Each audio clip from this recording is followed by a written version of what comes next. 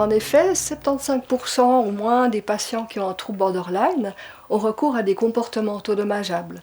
Alors ce qu'on appelle les comportements autodommageables, ça peut être se scarifier, se brûler, se taper, avoir recours à des abus d'alcool, des prises de toxiques, ou encore bien d'autres comportements qui portent atteinte à l'intégrité physique.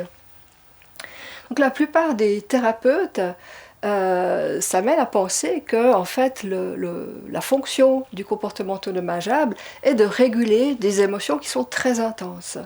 Bien sûr, de manière pas adéquate si on pense aux conséquences sur la santé physique, sur la santé psychique. Peut-être les patients disent aussi très bien que au moment même où ils ont un comportement autodommageable, il y a un soulagement immédiat.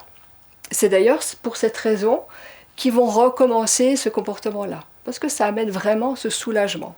Alors une autre raison du comportement autodommageable va être de communiquer à l'entourage une détresse qui n'a été que très peu entendue.